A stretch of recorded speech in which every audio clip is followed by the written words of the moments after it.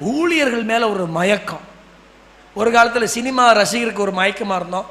அவன் போடுற மாதிரியே ட்ரெஸ்ஸு, அவன் நடக்கிற மாதிரியே நட, அவன் பார்க்குற மாதிரியே பார்வை. இப்போ சில ஊழியர்களை பின்பற்றி அவர் மாதிரியே பிரசங்கம், அவர் மாதிரியே நடக்க, அவர் மாதிரியே பார்வை. ஆண்டவர் சொல்ற, என்ன போல மாறினா நீ வேற யாரு போலயே மாறிட்டு இருக்கிற, என்ன விஷயம்?